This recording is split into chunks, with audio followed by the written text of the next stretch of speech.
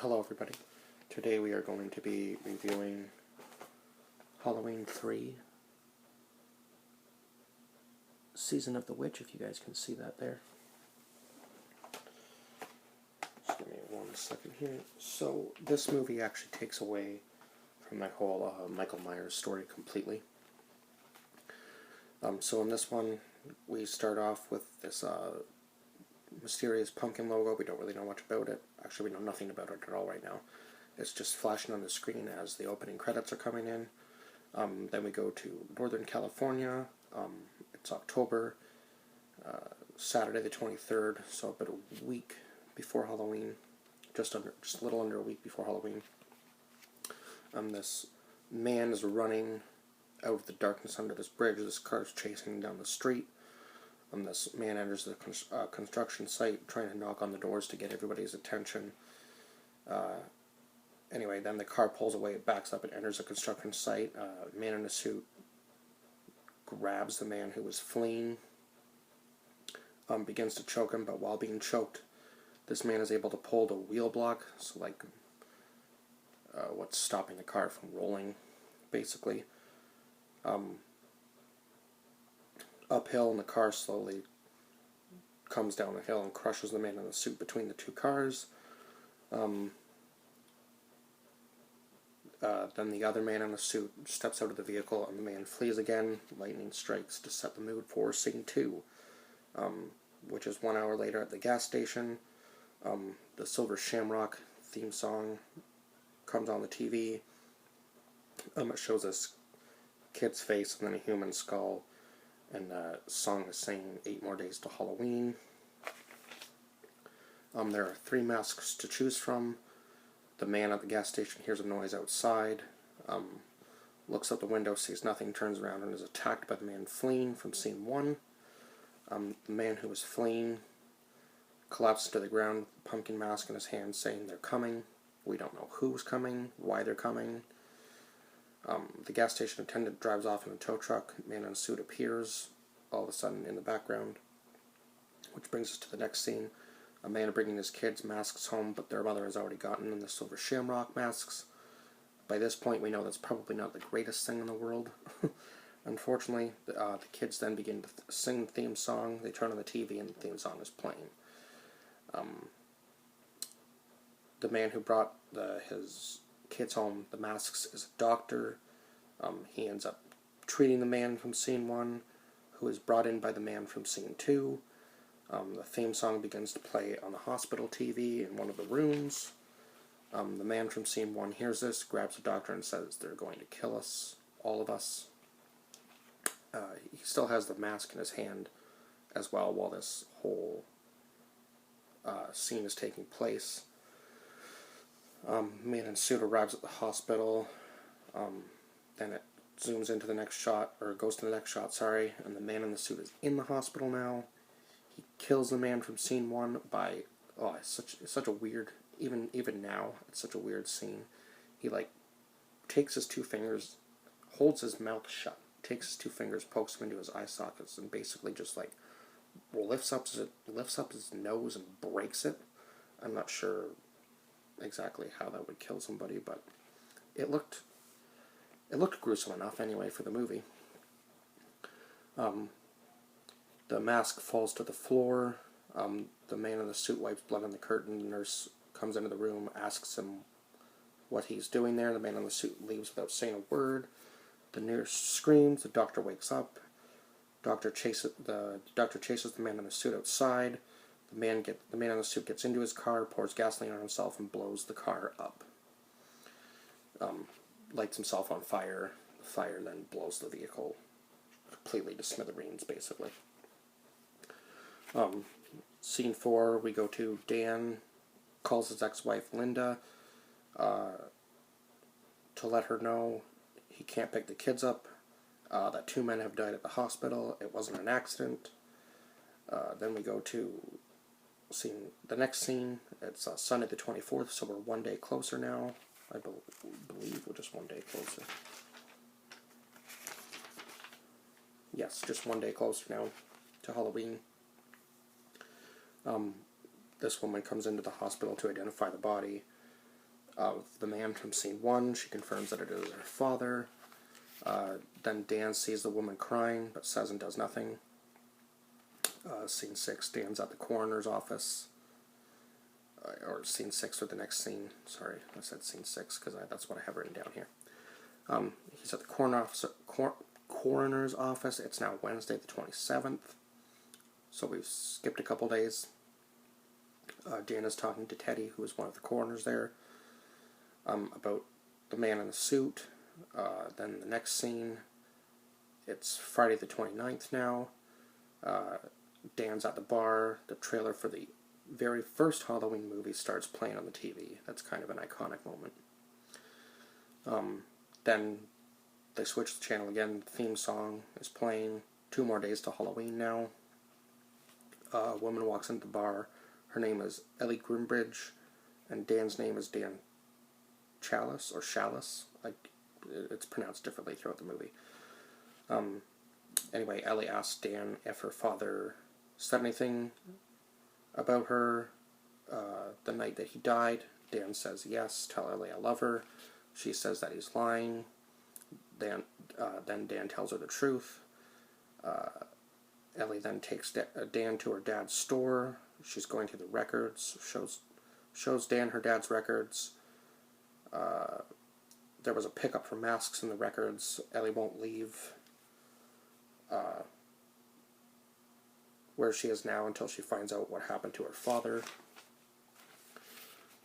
So then it goes to the next scene. Dan's on the phone with Linda again.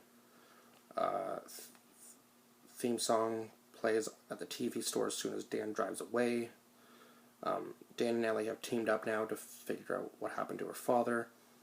They enter this small town where everyone stares.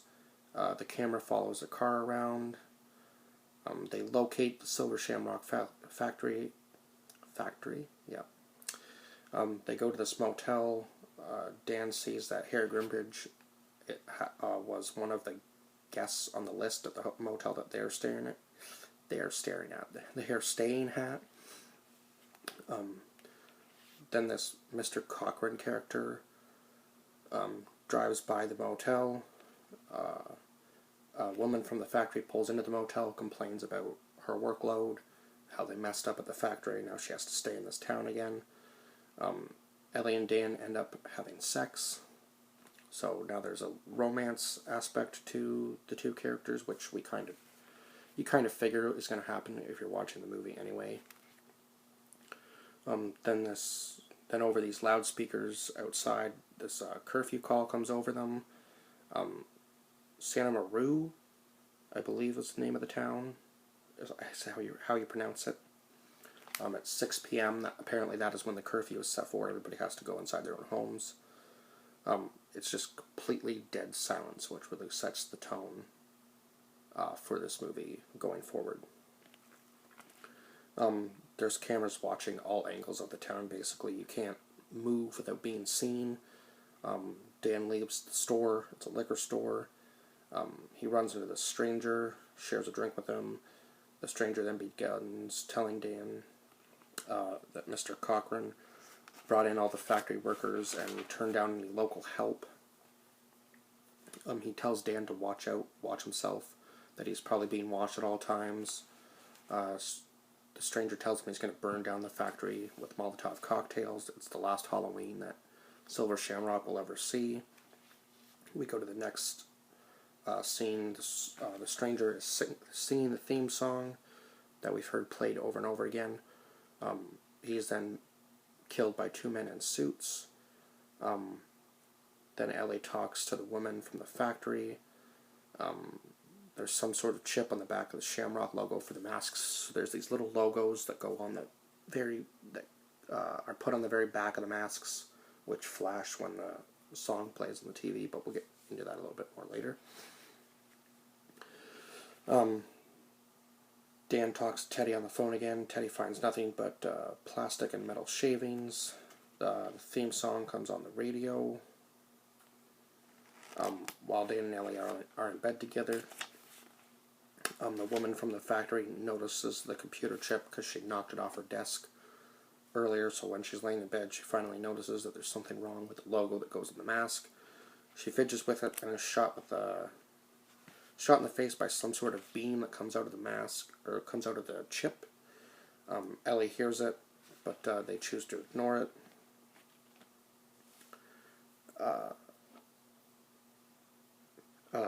Some sort of bug crawls out of the woman's mouth and then back into her head.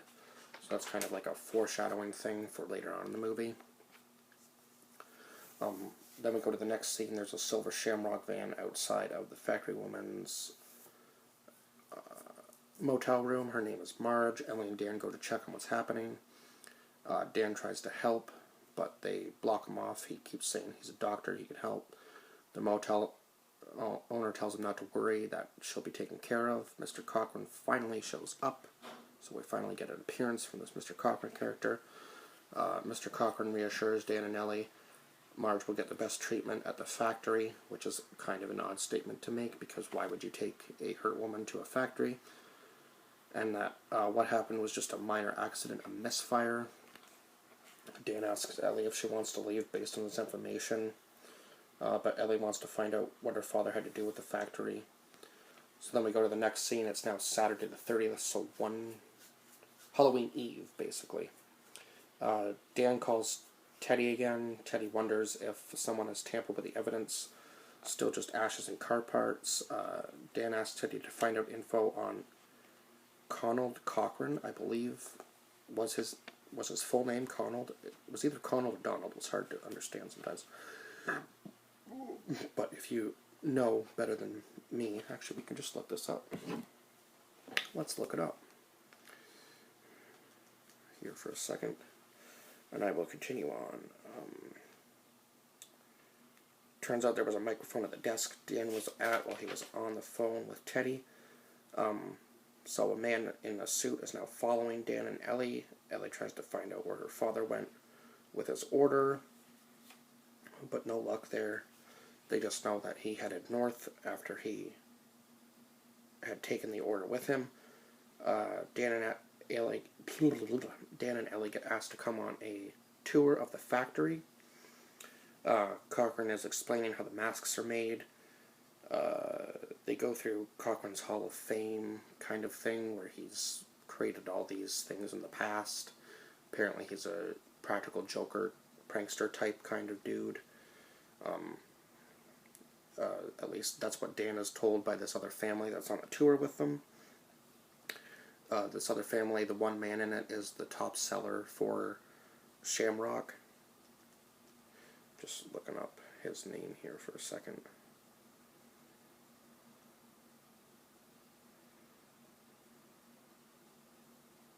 Why can't I find it?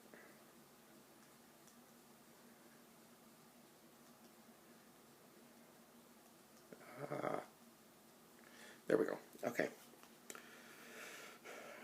Explain. Oh, okay, so, the Hall of Fame, then Cochran talks about the final processing of the masks. He's asked what the final processing is.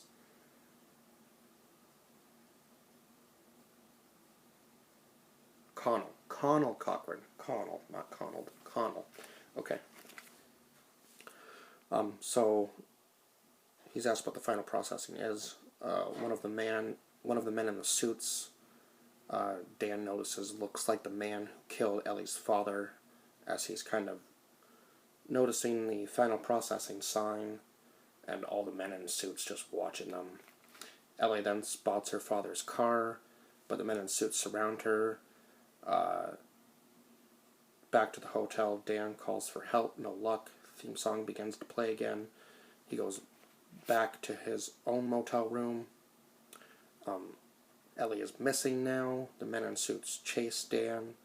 The men in suits have taken Ellie to the factory. Dan calls for help again, Dan calls for help again. Still no luck. And then finally, we've reached the ending of the movie. Dan finally finds a way to the factory.